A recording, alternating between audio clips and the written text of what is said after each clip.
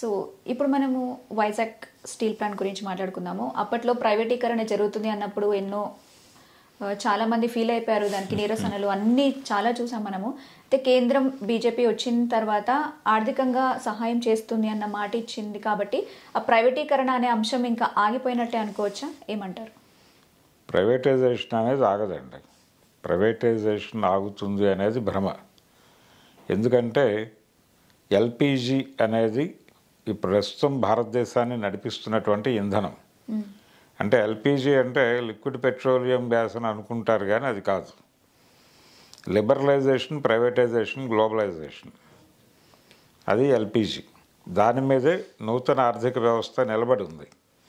మన్మోహన్ సింగ్ గారు 1990లో తీసుకొచ్చినటువంటి ఈ మార్కెట్ ఎకానమీ స్ట్రాటజీలో భాగంగా ఇప్పటికీ కేంద్ర ప్రభుత్వం ఖర్చు పెడుతున్నటువంటి డబ్బుల్లో మెజారిటీ డబ్బులు, పర్టికులర్గా బడ్జెట్కి సంబంధించి వాళ్ళు చూపిస్తున్నటువంటి ప్రొజెక్షన్స్లో, అంటే ఇన్కమింగ్ అవుట్ గోయింగ్ రెండు చెప్తారు బడ్జెట్లో. వాళ్ళు ఇన్కమింగ్లో చూపిస్తున్న ప్రొజెక్షన్స్లో ఎక్కువ షేరు డిజిన్వెస్ట్మెంట్ ఫండ్ నుంచి చూపిస్తున్నారు. డిజిన్వెస్ట్మెంట్ అనగానే ప్రైవేటైజేషనే. అంటే ఇన్వెస్ట్మెంట్లు వెనక్కి తీసుకుంటోంది ప్రభుత్వం. గతంలో ఎలా ఉండేదంటే కోర్ ఇండస్ట్రీస్ అన్నీ గవర్నమెంట్ సెక్టార్లో ఉండాలనుకునేవాళ్ళు. అప్పుడు ప్రజలకు ఎక్కువ సేవ జరుగుతుంది అనుకునేవాళ్ళు. అంటే లాభాపేక్ష లేకుండా ప్రజా ప్రయోజనాల కోసమే పనిచేస్తాయనే ఉద్దేశంతో కోర్ ఇండస్ట్రీస్ అన్నీ కూడా అక్కడ పెట్టేవాళ్ళు. ఇప్పుడు ఆ పరిస్థితి లేదు. కోర్ మొత్తం కూడా బయటకు వెళ్ళిపోతుంది. అందులో భాగంగానే చాలా ఇండస్ట్రీస్ ప్రైవేటైజ్ అయిపోతున్నాయి. డిజిన్వెస్ట్మెంట్ అంటే ఆ ప్రోగ్రామే అది.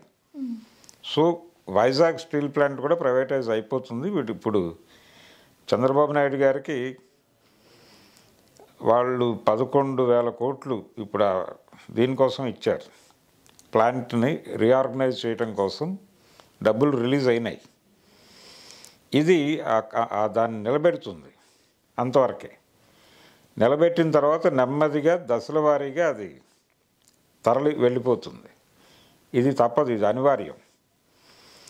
అయితే అక్కడ ఎంప్లాయ్మెంటు ఇదంతా గ్యారంటీ ఇచ్చుకుంటూ పెడతారు. ఓకే, ఎంప్లాయ్మెంట్ గ్యారంటీ ఉంటుందా ఉండదా అనేది గొడవ. మీరు ప్రైవేటైజ్ చేసేస్తే మేమందరం ఏమైపోవాలని మాట్లాడుతున్నారు. అంటే యూనియన్స్ మాట్లాడుతున్నాయి. ఇప్పటికీ అక్కడ సమ్మెలు జరుగుతున్నాయి. బయట టెంట్లు వేసుకుని కూర్చుంటున్నారు యూనియన్ వాళ్ళు. అయితే ఇది కూడా ఒక సెటిల్మెంట్ కోసం గొడవే. వాళ్ళు కూడా వాళ్ళకి తెలుసు ఏం జరగబోతోంది అనేది స్పష్టంగా యూనియన్స్కి తెలుసు. ఇప్పుడు నెమ్మదిగా దీని మీద ఒక ప్రచారం మొదలైంది. ప్రైవేటైజ్ అయితే తప్ప అక్కడ యాక్టివిటీ పెరగదు, గవర్నమెంట్ సెక్టార్లో ఉంటే మందకొడిగా ఉంటుంది అది. అందుకని వేగం పెంచాలంటే, దాన్ని లాభాల బాట పట్టించాలంటే ప్రైవేటైజ్ చేస్తేనే మంచిది అనే ఒక అభిప్రాయాన్ని నెమ్మదిగా స్ప్రెడ్ చేయటం మొదలైంది. అది వివిధ మాధ్యమాల్లో వ్యాసాలు రాయిస్తున్నారు వాళ్ళే వాంటెడ్గా. ఇలా నెమ్మదిగా ప్లాంట్ చేస్తున్నారు. ఎప్పుడైనా అదే జరుగుతుంది. అంటే ప్రభుత్వ ఉద్యోగులందరూ 9 to 5 ఉద్యోగం చేసి వచ్చేస్తారు. వాళ్ళు ఆఫీసును పట్టించుకోరు, వాళ్ళు ఇతర వ్యవహారాలు చూసుకుంటారు. ఇలా గవర్నమెంట్ ఎంప్లాయీస్ వాళ్ళ క్యారెక్టర్ని అసాసిన్ చేస్తూ వాళ్ళు చాలా సెల్ఫిష్ అని ఇలా రకరకాల ప్రచారాలు జరుగుతున్నాయి. మనం వింటూనే ఉన్నాం చాలా కాలంగా. ఎందుకు ఇవన్నీ జరుగుతాయి వాంటెడ్గా అంటే ప్రైవేటైజేషన్కి పబ్లిక్ మూడ్ని అటు డైవర్ట్ చేయటం కోసం జరుగుతుంది. ఇది అదే జరుగుతోంది. ఇప్పుడు వైజాగ్ స్టీల్ ప్లాంట్కి సంబంధించి మీరు ఇంటర్నెట్లో సెర్చ్ చేస్తే ఈ ఉద్యోగులే అక్కడ హర్డీలు వీళ్ళు ఉండటం వల్లనే. అంటే ఇంతకుముందు కూడా చాలా కోర్ ఇండస్ట్రీస్ని ప్రైవేటైజ్ చేసే ముందు ఇదే ప్రచారం జరిగింది. అంటే అవి నష్టాల్లో ఉన్నాయి. ఇప్పుడు ఐడిపిఎల్ మూతపడిపోయింది. అది మూసినప్పుడు కూడా ఇదే ప్రచారం. అంటే గవర్నమెంట్ సెక్టార్లో ఉన్న వాళ్ళు ఎవరు పనిచేయరు సరిగ్గా, గవర్నమెంట్ హాస్పిటల్స్లో పనిచేస్తున్న వాళ్ళు సరిగ్గా పనిచేయరు, బ్యాంకులు అన్నీ. మీరు ఏది ప్రైవేటైజేషన్ జరిగినప్పటికీ అక్కడ ఎంప్లాయీస్ సరిగా పనిచేయరు అనేది ఒక ప్రచారం జరుగుతుంది. అందుకని వైజాగ్ స్టీల్ ప్లాంట్ ప్రైవేటైజ్ అవుతుంది, దశల వారీగా జరుగుతుంది అది. ఓకే. అయితే మీన్వైల్ దాన్ని నిలబెట్టడం కోసం 11,000 కోట్లని సాధించాడు ఈయన చంద్రబాబు గారు. దాంతోపాటు పోలవరం నిర్వాసితులకి కూడా డబ్బులు వచ్చేస్తున్నాయి ఇప్పుడు. ఈ 2 మేజర్ అచీవ్మెంట్స్ ఇప్పుడు అక్కడ ఎన్డీఏ గవర్నమెంట్, ఏపీలో ఎన్డీఏ గవర్నమెంట్ తన ఎలక్షన్ ప్రామిస్లో భాగంగా 2 ప్రధాన హామీలను నిలబెట్టుకున్నట్టుగా ప్రజల ముందుకు వస్తోంది.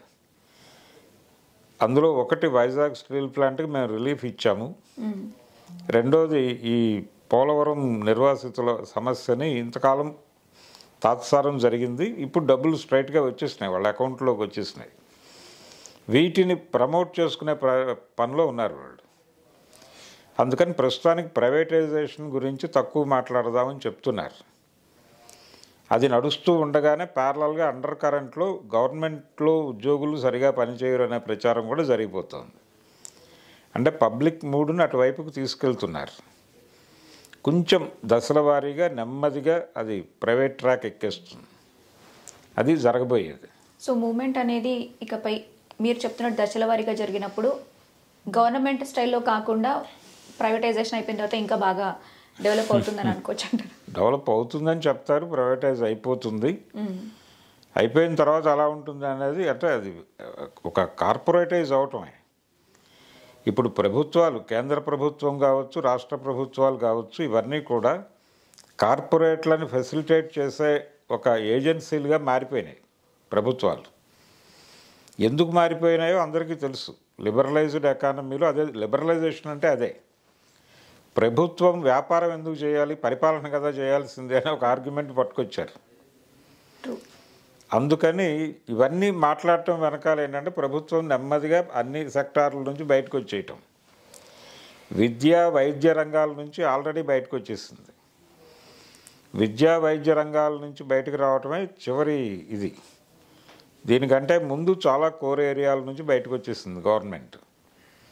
అందుకని నెమ్మదిగా మనం ప్రైవేటైజేషన్ అనేది అలవాటు చేసుకోవటమే. అదేదో తప్పు ముప్పు అని మాట్లాడే పరిస్థితి ఇప్పుడు లేదు, అయిపోయింది.